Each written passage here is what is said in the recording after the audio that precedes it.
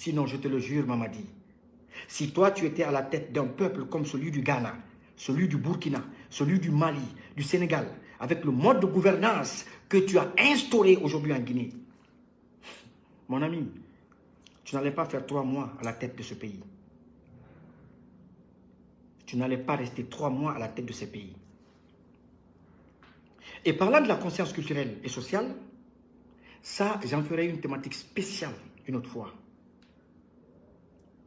Et comme je l'ai promis, comme je l'ai dit, je vais m'efforcer. Mamadi Doumbouya.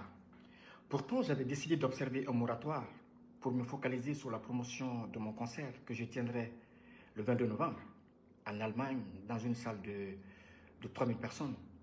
Un concert où je vais donner la parole à l'Afrique, au cœur de l'Europe. Mais je vois qu'il y a des gones qui réduisent le débat scientifique, politique, économique, culturel et social de la Guinée à la modeste personne de Ili Kamano. Bon, je les remercie du fond du cœur, de passage, pour la publicité qu'ils font quotidiennement de ma lutte contre l'imposture et la débauche institutionnelle que tu as instaurée dans notre pays. J'en suis reconnaissant. Mamadi, moi je ne peux pas parler de ta personne, ni de ton passé, ni moins de tes déboires personnels. Ça ne m'intéresse pas. Ce qui m'intéresse, c'est ta gestion de la Guinée. Ce qui me lie à toi, c'est ta gestion de la chose publique. C'est ce qui m'intéresse. Bien que j'ai des informations vérifiées sur ton passé et tout, mais ça ne m'intéresse pas. Ce qui me lie à toi, encore une fois, c'est la République de Guinée. Et puisque c'est toi qui présides les destinées de cette République aujourd'hui, alors moi, je parlerai de ta gestion. C'est pourquoi je suis là aujourd'hui. Parce que moi, je ne suis pas un arriviste. Je suis un patriote dans l'âme et un panafricain dans le sang. Tu le sais, parce que dès les premières heures de la prise du pouvoir, on en avait parlé, toi et moi. On en avait parlé, et longuement d'ailleurs. Et tu sais, lorsque je te dis que ton pouvoir est jonché de gones qui n'ont aucune capacité intellectuelle de défendre un de tes projets politiques, scientifiques, culturels, sociaux, ni moins économiques, tu ne me crois pas. Dans cette vidéo, je vais vous donner des cours, quelques cours. Mais je vais commencer par ton secteur, le secteur militaire. Un secteur qui est à la base de la plus grande saignée financière dans ce pays aujourd'hui, dont on ne parle pas. Tout le monde sait que depuis l'avènement du CNRD, les dépenses militaires sont allées en crescendo. Le budget militaire est devenu une priorité au préjudice des secteurs comme la santé, l'éducation, les infrastructures. Parce qu'il faut entretenir des milliers d'hommes recrutés dans ta région pour assurer ta seule protection. Tu ne peux pas te protéger de Dieu, Mamadi. Ce n'est pas possible. Et cette saignée financière, causée par les militaires qui entretiennent ta sécurité, a creusé des déficits publics et opacifié dangereusement la croissance économique. Les experts le savent. Mamadi, mais pourquoi tu as militarisé les institutions économiques, les institutions démocratiques indépendantes telles que la Banque centrale, le ministère des Finances et de l'Économie? Pourquoi les institutions anticorruption sont-elles reléguées à la présidence, occasionnant une clochardisation économique sans précédent? Pourquoi les médias restent fermés, Mamadi? Pourquoi? Pour piller l'argent du corvéable guinéen en toute placidité, en toute tranquillité et maintenir le peuple dans un état inconséquent et comateux. Mamadi, dis au peuple de Guinée que moi je suis guinéo-burkinabé parce que tu t'es servi de Interpol pour bloquer mon passeport.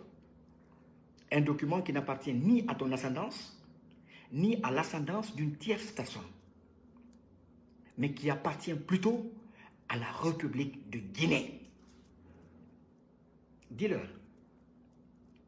Dis-leur que, contrairement à moi, toi tu es franco-guinéen. Et que pour la toute première fois de l'histoire de ce pays, depuis son accession à l'indépendance, il n'a jamais été gouverné par un binational. Tu es le premier et tu en seras le dernier, Mamadi. Tu peux en être sûr.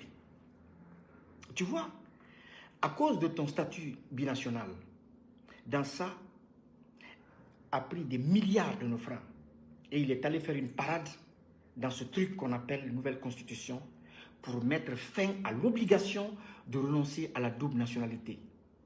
Pour toute personne qui prétend briguer la magistrature suprême dans notre pays. Ah, Mamadi, tu m'as trahi. Tu m'as trahi, Mamadi. Dis au peuple que cette crise aiguë de liquidité-là, cette crise de liquidité est le fait que les institutions économiques sont sous tutelle militaire. Et voilà pourquoi la Guinée fait face à des déficits structurels très majeurs. Il y a l'inflation, il y a la paupérisation à outrance de la population, un déficit budgétaire qui ne dit pas son nom, et la dépendance aux matières premières, pendant qu'on a d'autres secteurs inexploités. On a un littoral de plus de 300 km et de nombreux cours d'eau, mais aucun projet fiable pour la pêche, pour l'agriculture, pour l'énergie, pour le tourisme. Si ce n'est pas les mines, c'est les mines. Si ce n'est pas les mines, c'est les mines. Et tu sais, Mamadi, tu as deux avantages dans ce pays. Le premier avantage que tu as, c'est le taux d'analphabétisme qui s'élève à plus de 77% de notre population. Parce que nous avons une population très vulnérable.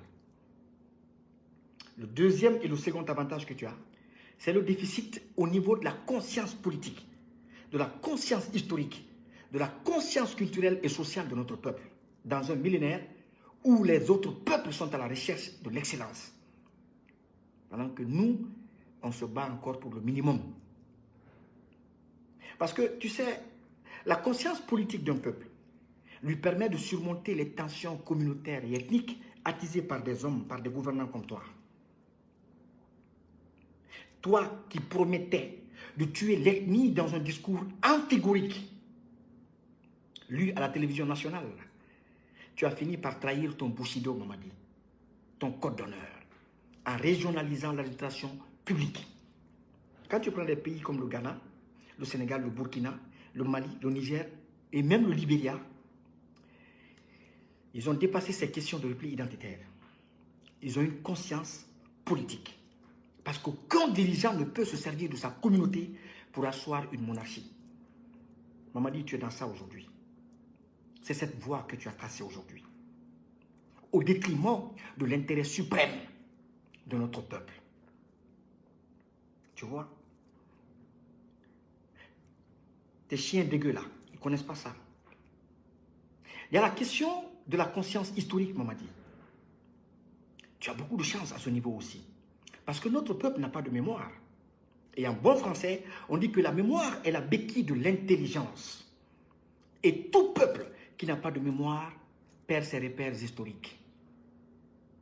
Et c'est quoi un repère historique?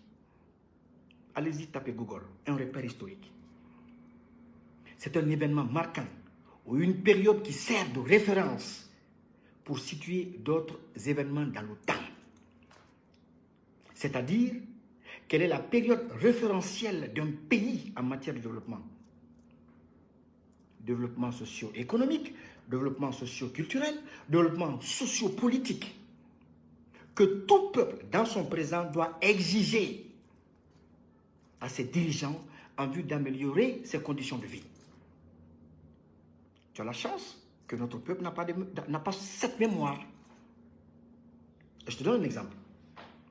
Tu vois, pendant que des milliers et des milliers de jeunes Africains s'inscrivent sur la liste des candidats au suicide dans la Méditerranée, pour aller jouir du modèle social occidental, les masses occidentales, quant à elles, elles n'arrêtent pas de manifester tous les jours pour le perfectionnement de leur système sanitaire, leur système sécuritaire, leur système éducatif.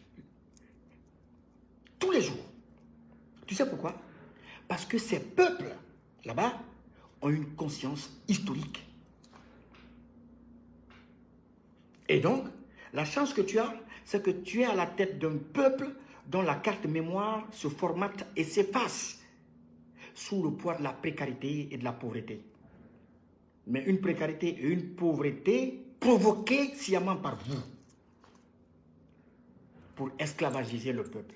Sinon, je te le jure, Mamadi, si toi tu étais à la tête d'un peuple comme celui du Ghana, celui du Burkina, celui du Mali, du Sénégal, avec le mode de gouvernance que tu as instauré aujourd'hui en Guinée, mon ami, tu n'allais pas faire 3 mois à la tête de ce pays. Tu n'allais pas rester 3 mois à la tête de ce pays.